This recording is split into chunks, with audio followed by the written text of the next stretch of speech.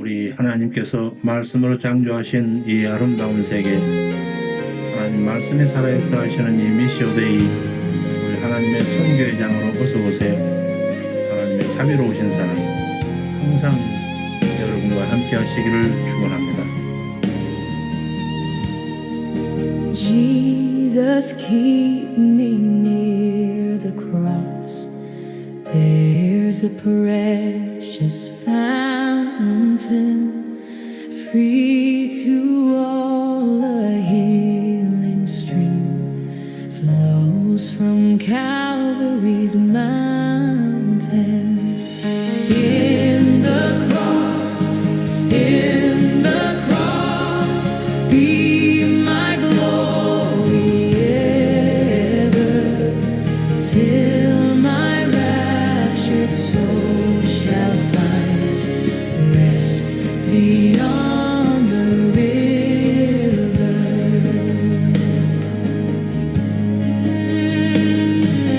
Near the cross, a trembling soul, love and mercy found me. There the bright and morning star shed its beams around me. In the cross, be my glory ever, till my raptured soul shall find rest beyond the river.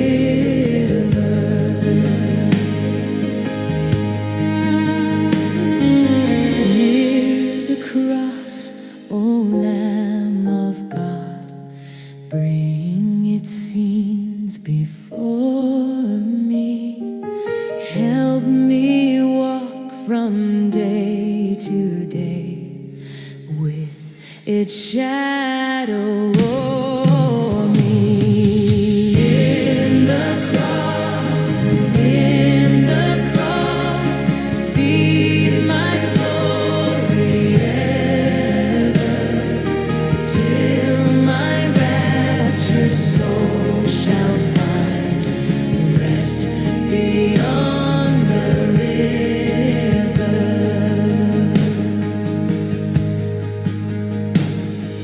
Near the cross, I watch and wait, hoping, trusting ever, till I reach the golden strand just beyond the river.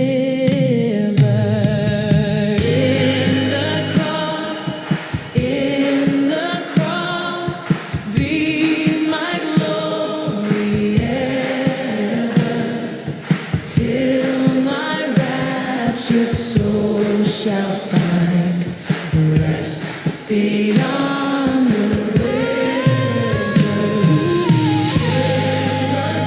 In the cross, be my glory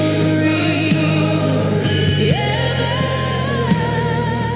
till my raptured soul shall find rest beyond the river.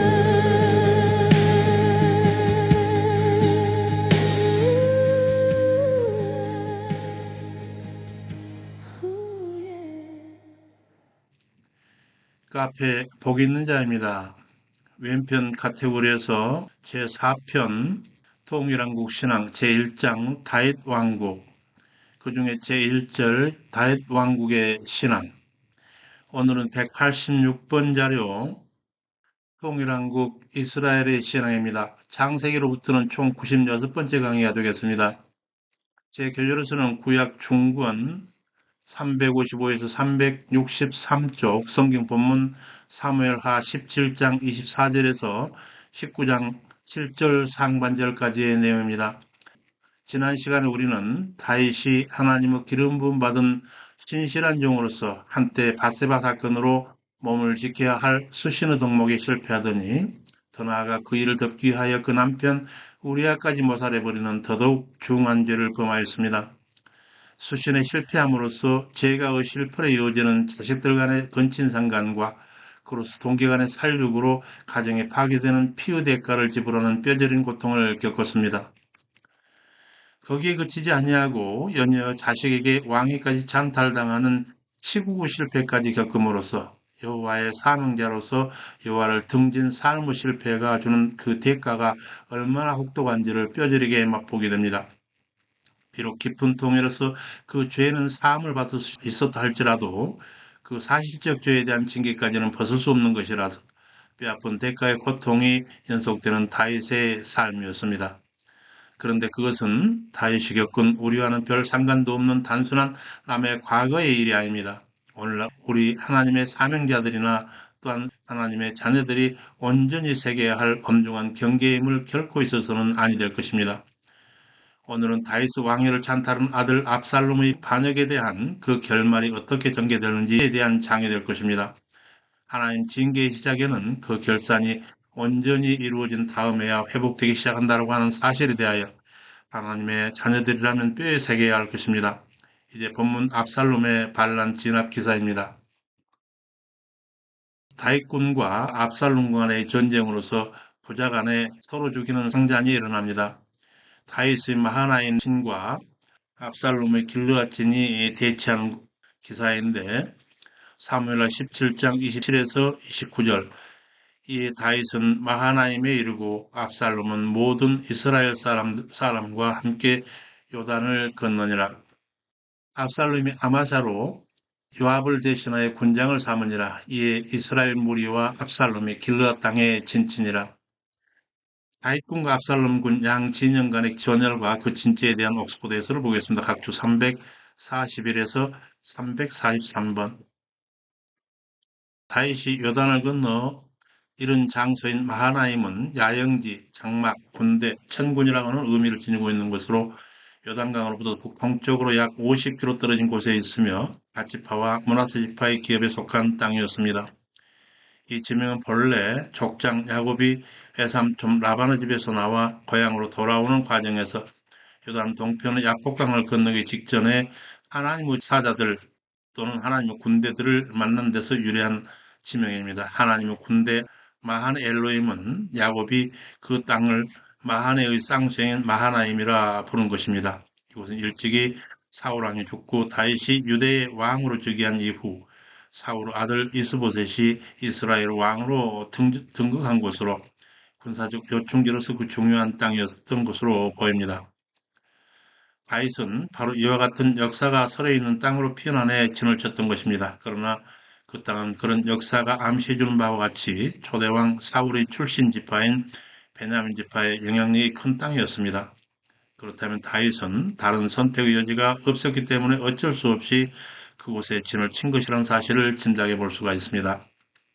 이에 응진하는 압살롬의 군장 아마샤에 대해서 다음과 들어와서 압살롬이 요압 대신에 아마샤를 군장 삼았다는 이 본문은 마치 요압이 압살롬의 군대 장관이었는데 요단을 건널 무렵에 압살롬이 그를 대신하여 아마샤로 군대 장관을 삼았다는 의미처럼 들립니다. 그러나 사실은 그렇지 않습니다. 요압은 압살롬의 반역 기간 중에 단 한순간도 다윗을 배반하지 않았습니다. 오히려 그동안 내내 다윗의 군대 장관이었습니다. 따라서 본문의 대신하여라고 하는 말이 나타나는 참된 의미는 다윗이 요압을 군대 장관으로 삼은 것에 대응하여 압살롬 역시 아마샤를 군대 장관으로 임명했다라고 하는 의미입니다. 여기서 군장은 모집된 군사를 지휘하는 직임을 가리킵니다. 한편 아마샤는 다윗의 누이인 아비갈의 아들로서 다윗의 조카이며 요압 역시 다윗의 누이인 수리아의 아들로서 다윗의 조카입니다. 따라서 아마샤와 요압의 관계는 이종 사촌지간입니다. 훗날에 예루살렘으로 귀환했을 때 다윗은 요압을 대신하여 아마샤를 군대 장관으로 임명하였지만 다윗의 명령을 수행하는 중 그는 요압에 의해서 살해당하고 맙니다. 다음 각주로 가서 다윗전에 대항하는 압살롬의 진지 그 길르앗 곧 증거의 무더기라고 하는 의미가 있는데 이 길르앗은 요단 동편 사해 북쪽 고지에 위치한 성읍으로 갓지파와 므낫세 지파의 경계 안에 있습니다. 따라서 그것은 지리적으로 다윗의 진친 마하나임에 가까웠습니다. 군대의 지휘자를 세우고 전열이 경비되자 압살롬은 다윗 군대를 정벌하기 위해서 모든 군사와 함께 길르앗에 진을 쳤던 것입니다. 그러나 이러한 포진은 자신들의 병력이 많음을 과신하는 데서 비롯된 것이었습니다. 곧 당시 다윗 진영은 난공불락의 요새를 할 수 있는 마하나임에 있었던 데 반해 압살롬 군대는 방어물이 없는 들에 진을 쳤던 것입니다. 이는 백전노장 요압에 비하여 상대적으로 약한 아마샤를 군대 장관으로 삼았다라는 구절과 더불어 압살롬의 패배를 예견할 수 있는 것이라 할 수 있습니다. 돌아가서 다윗이 마하나임에 이르렀을 때 암몬 족속에게 속한 라파 사람 나하스의 아들 소비와 로데발 사람 암미엘의 아들 마길과 로글림 길르앗 사람 바르실레가 침상과 대와 질그릇과 밀과 보리와 밀가루와 볶은 곡식과 콩과 팥과 볶은 녹두와 꿀과 버터와 양과 치즈를 가져다가 아이과 함께한 백성으로 먹게 했으니 이는 저희 생각에 백성이 들에서 시장하고 권하고 목마르겠다 함이로라. 다윗이 마하나임에 들어오자 많은 뜻 있는 자들이 다윗군을 돕고자 했던 모습입니다. 이에 대한 옥스포드 해설입니다. 각주 344에서 345번. 소비는 사로잡는 사람이라고는 의미를 지닌 인명으로 암몬 사람이었습니다.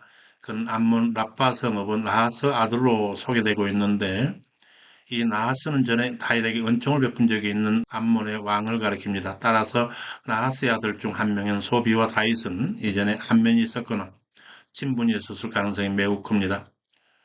둘째로 로데발 사람 암미엘의 아들 마길은 장사꾼이라는 의미를 지닌 인명으로 요나단의 절뚝발의 아들 무비보셋을 돌보던 자입니다. 따라서 그는 사울 왕가의 충신이었을 가능성이 큰데 그는 무비보셋을 후대한 다윗의 사랑에 감복하여 다윗이 위기에 처한 지금 그를 도왔던 것으로 보입니다. 세 번째, 로글림 길르앗 사람 바르실레는 강철이라고 하는 의미를 지닌 이름을 가지고 있는데 당시 나이가 80세의 노인으로서 길르앗 지방 거부였습니다. 그는 다윗의 전성기에 다윗이 아랍 족들을 물리쳐 주었기 때문에 안정적으로 목축을 하여 거부가 되었던 것으로 보입니다. 따라서 바르실레는 이러한 은혜에 감사하여 로글림 땅에서 마하나임까지 와서 다윗에게 큰 도움을 주었을 것으로 보입니다. 다른 인물들로 도움이 되는 다음 각주로 가서 소비와 마길과 바르실레가 가져온 물건은 야행에 꼭 필요한 것들이었습니다. 그들이 다윗에게 제공한 물품 가운데 여기 언급된 음식물들은 농사의 추수한 곡식들에 대한 목록들입니다. 이러한 곡식들은 늦은 봄에서 여름 사이에 추수되는 것들이므로 만약 그것들이 핵곡식이었다면 당시는 여름이었을 것으로 보입니다. 팔레스틴의 기후에서 여름은 비가 잘 내리지 않은 경기인데 이는 요나단과 하마스가 이유림에서 물이 마른 우물 속에 들어가 숨었다는 기사도 잘 조화되고 있습니다. 본문을 넘어가서 그렇게 전투가 개시됐는데 다윗이 전열을 경비하고 압살롬과 에브라임 숯불에서 전투로 하여 승리를 거는 기사입니다. 사무엘하 18장 1에서 8절. 다윗이 함께한 백성을 계수하고 천부장과 백부장을 그 위에 세우고 그 백성을 내어보낼세 3분의 1은 요아브 수하에 3분의 1은 요아브 동생 아비새의 수하에 붙이고 나머지 3분의 1은 가드 사람 이태의 수하에 붙이고 이르되 여기서 다윗이 압살롬군을 맞아 자기 군대를 3대로 나눠서 전열을 정비하고 있는 모습입니다. 이단 옥스포드 해설 각주 346번입니다. 한편 여기 등장하는 세 장수 가운데 요압과 아비새는 다윗의 이복루의 수레의 아들로서 다윗을 촉과했으며 전투 경험이 많은 노련한 용사들이었습니다. 반면에 이때는 블레셋 가드 사람이라는 사실 외에 그의 전투 경력에 대하여 성경은 구체적으로 언급하지 않고 있습니다. 다만 하나님이 나와 함께 계시다라고 하는 의미를 갖는 그 이때라고 하는 이름 그것으로 보아 개종하였음을 추측해 볼 수는 있습니다. 그런데 다윗처럼 이방인 출신 그를 요압 및 아비새와 동등한 지위에 임명한 것은 그 왕궁에서 쫓겨나 어려운 처지에 있는 다윗을 찾아와서 충성을 맹세하였기 때문으로 보입니다. 곧 이때는 수하 사람 600명을 이끌고 공경에 처한 다윗에게 찾아왔으며 다윗의 만류에도 불구하고 그를 끝까지 쫓았으므로 다윗은 그를 높이 평가해 중요한 전쟁에서 중직에 임명하였던 것입니다. 본문 넘어가서 3분의 1은 요압수아의 3분의 1은 요압의 동생 아비새의 수아에 붙이고 3분의 1은 가드 사람 이때의 수아에 붙이고 이르되 나도 반드시 너와 함께 나가리라 하였더니 백성들이 가로되 왕은 나가지 마소서 왕은 우리 10,000명보다 중하시오니 왕은 성에 계시다가 우리를 도우심이 좋으니이다 하니라. 왕이 요압과 아비새와 이때에 계명하여 가로되 나를 위하여 소년 압살롬을 너그레이 대접하라 하니 왕이 압살롬을 위하여 모든 군장에 명령할 때에 백성들이 다 들으니라. 다윗 왕이 전투에 친히 참여하지 않게 된 이유와 대신 전투에 임할 병력들에게 아들 압살롬에 대한 자비를 명령하는 부분에 대하여 옥스포드가 해설하고 있습니다. 각주 347에서 348번. 이 전투는 정복전쟁이 아니라 왕권을 둘러싸고 벌어진 전투이므로 왕 다윗의 죽음은 곧 전쟁의 종결을 의미하는 것입니다. 그러므로 압살롬 군대가 다윗만을 표적으로 하여 공격할 것을 알면서도 수적으로 훨씬 불리한 다윗 군대가 다윗을 대동하고 나아가는 것은 패배를 자청하는 일이라고 생각한 것입니다. 따라서 다윗의 군사들은 일단 다윗을 안전하게 모셔두고 전투를 하려 하고 있습니다. 또한 성경은 명확히 밝히고 있지 않지만 다윗이 전쟁터 한가운데서 그의 아들 압살롬과 마주치는 비극적 상황을 피하고 전쟁 시 다윗의 마음이 부정 때문에 약해질 수도 있음을 고려해서 다윗 출전을 만류했을 가능성도 적지 않습니다. 이렇게 백성들은 한편으로는 전략적 차원에서 다른 한편으로는 다윗을 배려해서 다윗이 전쟁에 참여하지 않도록 극력 반대했던 것으로 보입니다. 다음 각주로 가서 아들 압살롬에 대하여 각별히 부탁하는 다윗의 이러한 행동은 본장 서두에 편제를 정비하고 백성들과 함께 전쟁터로 가겠다고 선언하며 문 곁에서 백성들을 격려하던 모습과 모순되어 보입니다. 이와 같은 다윗의 이율배반적 행동은 그의 내면 깊숙이 자리 잡고 있는 고통과 번뇌를 잘 보여주고 있습니다. 곧 왕도에서 쫓겨난 왕으로서 왕권을 다시 회복하기 위해서는 이번 전쟁에서 반드시 승리해야 한다는 부담감과 아들을 사랑하는 아버지로서의 부정 사이에서 일관성 없이 흔들리는 다윗의 모습을 보여주고 있는 것입니다. 본문 넘어가서 왕이 요압과 아비새와 이때에게 명하여 가로되 나를 위하여 소년 압살롬을 너그레이 대접하라 하니 왕이 압살롬을 위하여 모든 군장에게 명령할 때에 백성들이 다 들으니라. 에브라임 숲풀에서 싸우더니 이스라엘 무리가 다윗의 무리에게 패하며 그날 거기서 살육이 커서 2만에 이르렀고 그 땅에서 사면으로 퍼져 싸웠으므로 그날 숲풀에서 죽은 자가 칼에 죽은 자보다 많았더라. 에브라임 숲에서 부왕 다윗군과 전투를 벌이던 압살롬군의 참패의 결과에 대한 기사입니다. 이에 대한 옥스포드 해설을 보겠습니다. 각주 349에서 350번.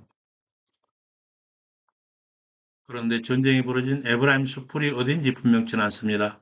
본래 에브라임 지파에 속한 땅은 요단 서편에 있습니다. 따라서 본문의 에브라임 숲풀이 요단 서편 어느 지역을 가리킨다는 견해가 있지만 기자는 요단 동편 길르앗과 마하나임에 진을 치고 있는 두 세력이 요단강을 건너 요단 서편으로 갔다고 언급하고 있지 않습니다. 그리고 에브라임 지파의 기업 중 일부분이 요단 동편의 므낫세 지파의 땅에도 있었다라고 하는 점을 감안하건대 본문은 요단 동편의 마하나임에 가까운 어느 숲풀에서 벌어진 전쟁을 말하는 것으로 보입니다. 다음 각주로 가서 다윗군의 희생당한 압살롬군의 전력 손실에 대하여 이는 앞선 다윗의 백성들이 다윗의 가치를 말하면서 제시하였던 숫자 10,000명보다 2배나 더 많습니다. 물론 희생당한 자들은 다윗의 신복이 아닌 압살롬의 군대였습니다. 그러나 지금 기자가 나타내는 것은 어느 쪽 편이 되었던 간에 하나님께서 재앙을 내리셔서 죽은 자들이 2만이나 되었다고 하는 사실입니다. 이와 같이 이스라엘이 하나님께서 내리신 재앙으로 인해서 2만이나 죽게 된 이유는 과거의 이스라엘 역사가 증언하듯 재앙과 패배는 바로 죄의 결과입니다. 그 죄는 바로 하나님께서 세우시지 않은 압살롬을 추종한 이스라엘 백성의 죄뿐만 아니라 좀 더 근본적으로는 밧세바를 범하고 충신 우리아를 죽인 신정왕국의 대표자인 다윗의 범죄인 것입니다. 다윗 군장 요압에 의한 압살롬의 최후에 관한 기사입니다. 사무엘하 18장 9에서 15절. 압살롬이 다윗 신복과 마주치자 노새를 타고 도망하는데 그 탄 노새가 큰 쌍수리나무 번성한 가지 아래로 지날 때에 압살롬 머리털이 그 쌍수리나무에 걸림에 저 공중에 달렸고 그 탔던 노새는 그 아래쪽으로 빠져나간지라 한 사람이 요압에게 고하되 보니 압살롬이 쌍수리나무에 걸렸더이다. 압살롬이 패하여 도주하던 중에 평소 그의 자랑이었던 머리채가 무성한 쌍수나무까지 걸린 상황에 대한 옥스포드 해설을 보겠습니다. 각주 351번입니다.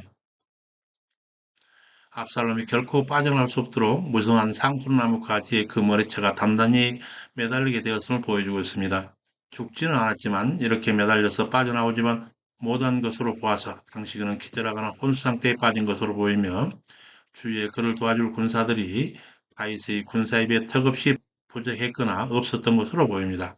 압살롬의 머리털이 그렇게 상술나무까지에 걸린 것이라면 그의 인간적 자랑이었던 것이 오히려 그에게 수치를 가져다 주고 그의 최후를 대촉하는 촉매가 되고 있는 장면입니다. 본문 넘어가서 한 사람이 요압에게 고하되 보니 압살롬이 상술나무에 걸렸더이다.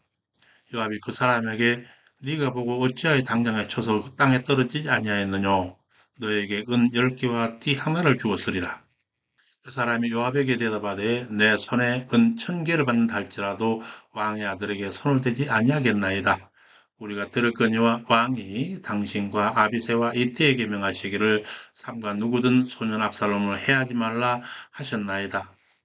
이러한 상황에서 압살롬에 대한 병졸들과 현재의 다른 태도를 보이는 군장 요압에 대해 옥스퍼드 해설하고 있습니다. 각주 350에서 354번. 본문을 통해 볼 때 요압은 다윗이 신신당부한 말에 조금도 관심을 가지고 있지 않음을 알 수 있습니다. 그는 과거 정치적 목적으로 구슬로 피한 압살롬을 예루살렘으로 귀환시키는데 귀환시키기 위해 힘을 쓰기도 하였지만 압살롬을 개인적으로는 좋아하지 않았던 것으로 보입니다. 훗날 다윗의 아들 아도니아가 반란을 일으킬 때 그를 지지하는 것을 보아서 이번 기회에 압살롬을 반드시 제거해야 한다고 생각했던 것으로 보입니다. 곧 정치적 야망이 컸던 요압은 다윗에게 대항하여 반란을 일으킴으로써 다윗 후계자로서 가망성이 없어 보이는 압살롬을 제거하고 장차 다윗을 이어 새로이 이스라엘 왕이 될지도 모르는 아도니아에게 희망을 걸고 있었던 것으로 보입니다. 다음 각주로 가서 압살롬의 목숨에 건 요압의 그 포상 내용에 대해서 보면 당시 은은 화폐의 용도로 통용되었으며 띠는 병사의 칼집을 말하거나 갑옷에 띠는 띠를 가리키고 있습니다. 그러나 본문에서 말하는 은이 화폐가 아닌 갑옷에 다는 훈장이었으며 띠 역시 명예를 높이는 장식이었다는 주장도 있습니다. 당시 요압이 말한 은이나 띠가 어떤 것이 명확히 알 수는 없지만 분명한 것은 요압이 자기의 병사에게 물질적인 포상을 하면서까지 압살롬을 죽이려 하고 있다는 그 사실입니다. 다음 각주로 와서 그러나 군사들은 왕의 명령을 잊지 않았는데 이는 다윗이 군장을 향해 한 명령이 마치 각자의 귀 속에 말을 넣어준 것처럼 명백한 것이었으며 또한 모든 백성이 듣도록 한 것임을 암시하고 있습니다. 만약 몰랐으면 압살롬을 죽일 수 있었지만 다윗의 명령은 공공연하게 밝히 드러난 것이어서 감히 어길 수 없다는 뜻이 되겠습니다. 그 명령은 요압이 친히 들은 바요 일반 병사들도 다 알고 있는 것이었습니다.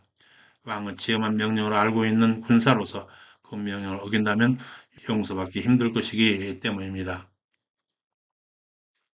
요압이 가로되 나는 너와 같이 지체할 수 없다 하고 손에 작은 창 셋을 가지고 상수리나무 가운데 아직 살아있는 압살롬의 심장을 찌르니 요압의 병기를 맡은 소년 열이 압살롬을 죽이니라.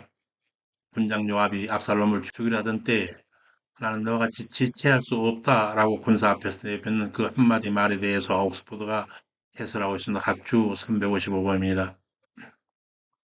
사실 군대 장관인 요압의 신분으로 일개 병사에게 이렇게 말하는 것은 어울리지 않습니다. 그럼에도 요압이 병사의 말을 직접 부정하지는 않고 이렇게 말하는 것은 병사의 말이 옳으며 요압 자신의 마음에 찔리는 부분이 있음을 시사하는 것입니다. 한편 당시 요압이 왕의 명령을 거역하면서까지 압살롬을 죽이려 한 이유는 몇 가지로 추정해 볼 수가 있습니다. 먼저 압살롬을 죽이지 않는다면 압살롬에 대하여 지극한 애정을 가지고 있는 다윗이 압살롬을 용서할 가능성이 있으며, 그렇다면 이후에 여러 가지 정치적 혼란이 우려되어서 압살롬을 죽이려는 것으로 볼 수 있습니다. 또한 자신이 앞으로 옹립하려는 아도니아의 왕이 즉위에 방해가 된다는 판단에서 요압이 압살롬을 죽였을 수도 있습니다.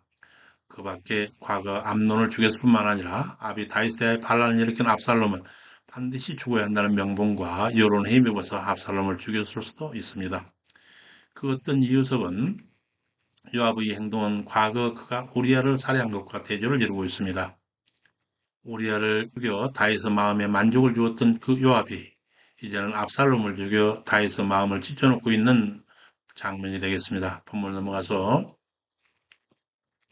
어떻든 이렇게 해서 종전이 되고 압살롬의 장례가 치러지고 압살롬의 기념비에 관한 기사입니다. 사무엘하 18장 16에서 18절. 요압이 나팔을 불어 백성들로 그치게 하니 저희가 이스라엘을 따르지 아니하고 돌아오니라. 무리가 압살롬을 옮겨다 숲풀 가운데 큰 구덩이에 던지고 그 위에 심히 큰 돌무더기를 쌓으니라. 온 이스라엘 무리가 각기 장막으로 도망가니라. 이렇게 해서 전쟁이 그치게 된 상황과 죽은 압살롬의 시체가 처리된 큰 돌무더기에 대한 옥스퍼드에서를 보겠습니다. 각주 356에서 357번. 백성들이 계속해서 전쟁을 수행하려고 하는 의지는 있었지만 이를 막아서 그치게 했다는 뉘앙스입니다. 사실 피를 본 다윗의 흥분한 백성들은 계속해서 전투를 수행하려 했을 법합니다. 그러나 냉정하고도 이성적인 판단력을 가진 요압은 더 이상의 전투는 무의미한 것으로 보고 백성들을 억제하여 더 이상 동족끼리 죽고 죽이는 전쟁을 하지 않도록 했습니다. 이는 앞서 창을 셋이나 가져다가 나무에 매달려 있는 압살롬을 찌르고 자신의 병기 맡은 자들로 하여금 에워싸 쳐 죽이게 한 요압의 무자비한 행위가 한편으로는 정당한 면도 있음을 보여주고 있습니다. 곧 잔인하긴 하였지만 그것만이 동족 상잔의 피해를 최소화할 수 있는 방법이었다고도 볼 수 있습니다. 압살롬의 처형이 다윗에게는 크나큰 슬픔이 되는 것이지만 백성들에게는 동족 상잔의 피해를 최소화하는 길이었음은 사실입니다. 다음 각주로 가서 숲속 한가운데 나 있는 큰 구덩이에 던져진 압살롬 시체 위로 수많은 돌이 던져졌으며 그것은 심히 큰 돌무더기를 이루었습니다. 당시 이스라엘에서 시체 위에서 돌무더기를 쌓아 올리는 것은 그를 기리는 의미가 아니라 그가 저주받았음을 나타내는 행위였습니다. 예루고성에서 도적질한 아간이 돌에 맞아 그렇게 되었으며 가나안 아이성 왕 역시 죽음을 당한 뒤 그렇게 되었습니다. 압살롬의 돌무덤은 훗날 많은 사람에게 하나님의 뜻을 저버린 반역자의 종말이 어떤 것인지를 교훈하는 기능을 하였을 것입니다. 본문 넘어가서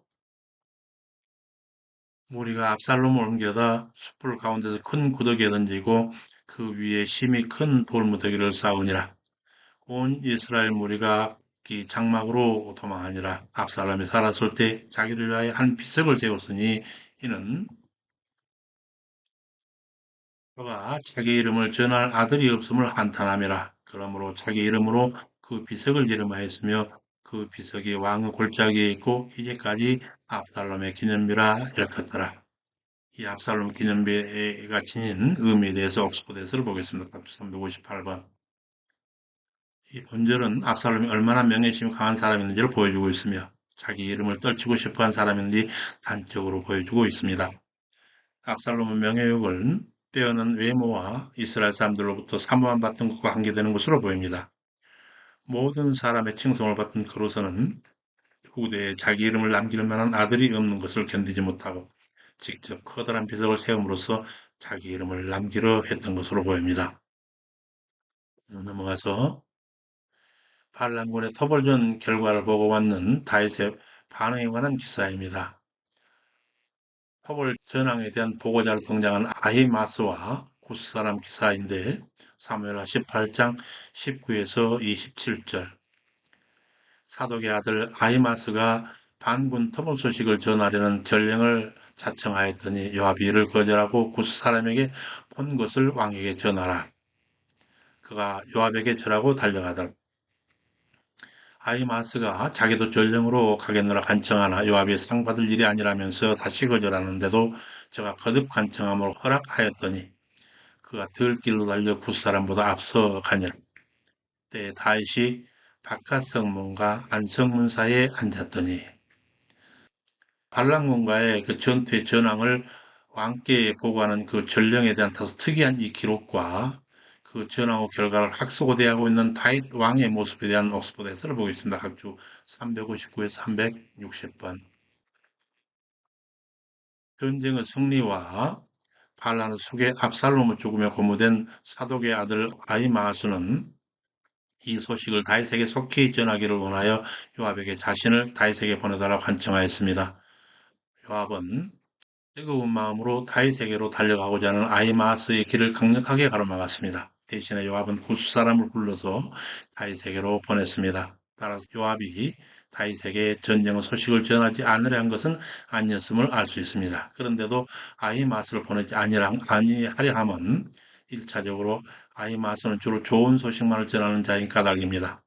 따라서 아히마아스가 달려오는 것을 보면 다윗은 당연히 좋은 소식을 기대하게 될 것이고 이러한 기대는 결국 다윗의 실망과 충격을 더욱 크게 할 것이기 때문에 아히마아스의 파견을 금하였다고 볼 수 있습니다. 그리고 또 다른 이유는 압살롬이 죽었다고 하는 소식을 전하게 되면 상을 받기는커녕 오히려 질책을 받을 수 있기 때문이었습니다.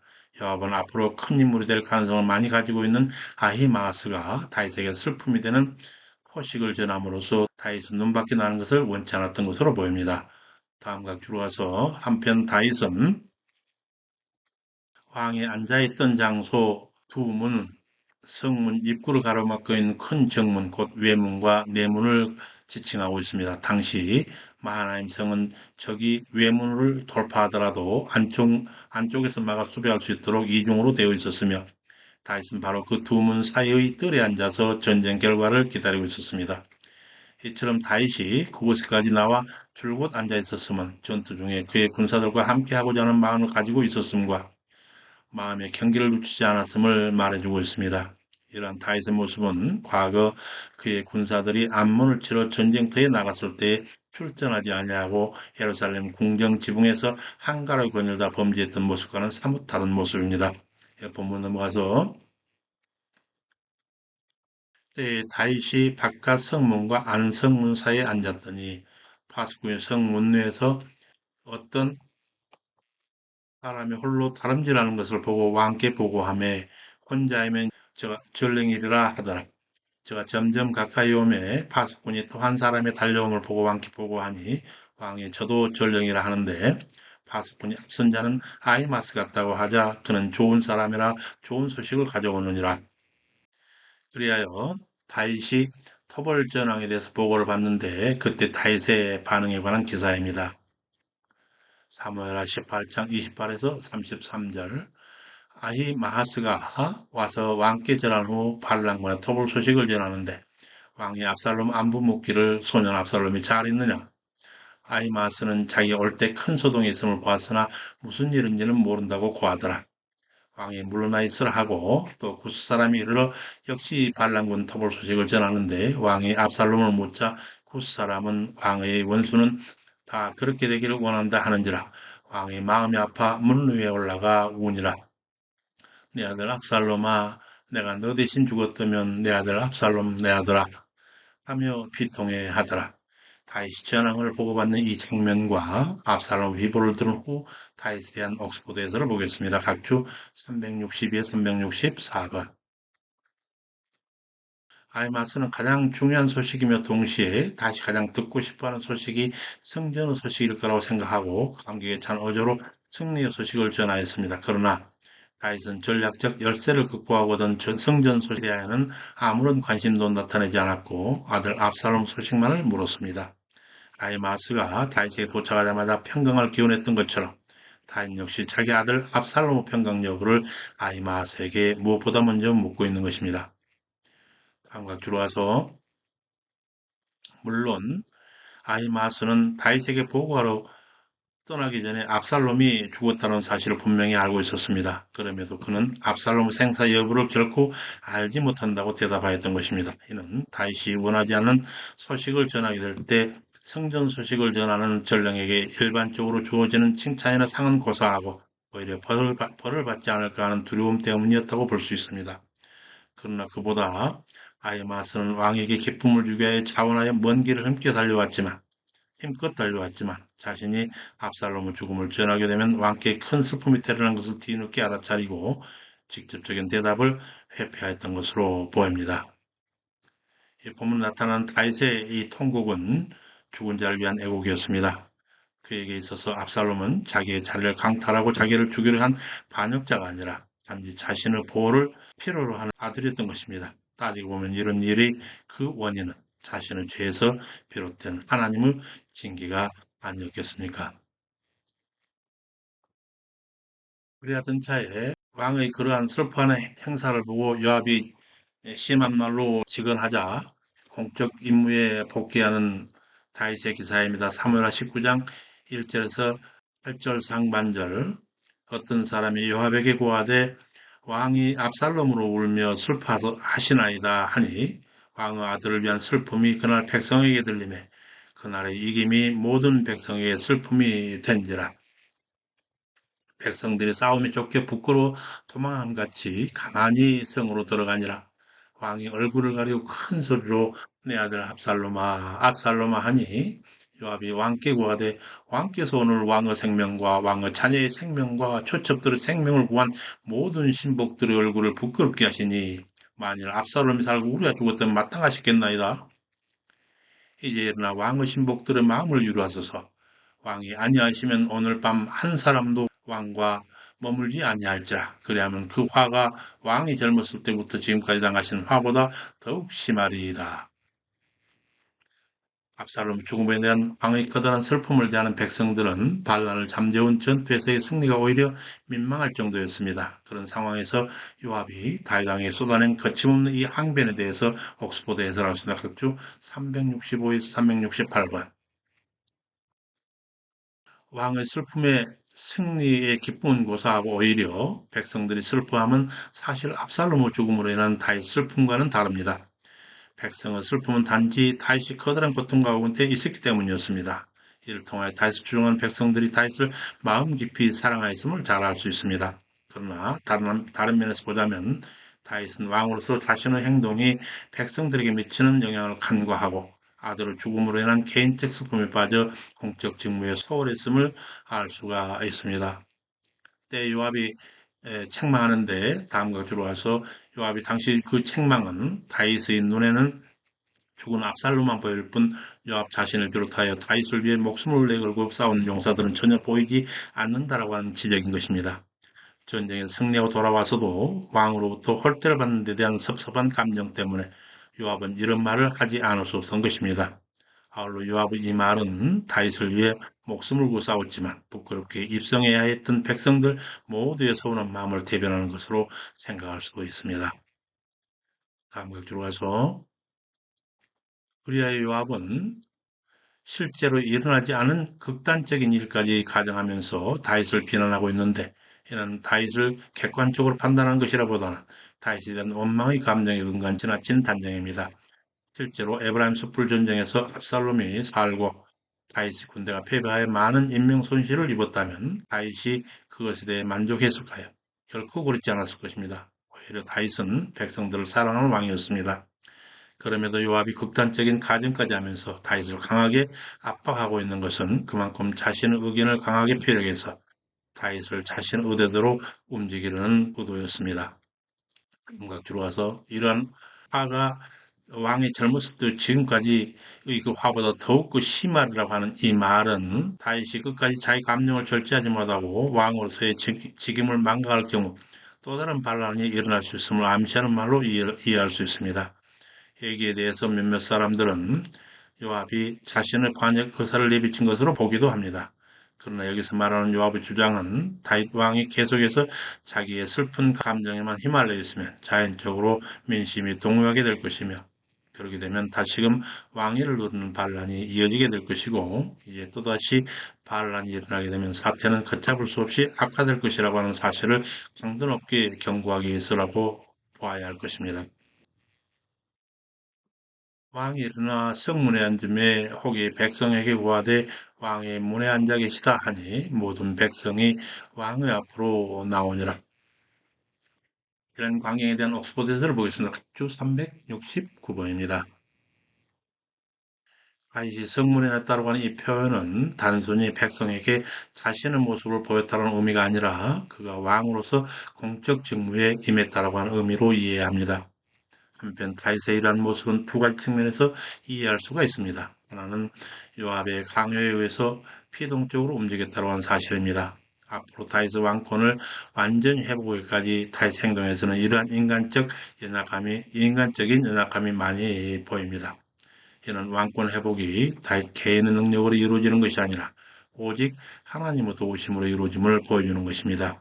다른 한편으로는 이러한 다윗의 모습은 요압의 강요도 있었지만 다윗 스스로 마음을 다잡아서 하나님께서 허락하신 회복의 길을 출발하는 것으로 이해될 수도 있습니다.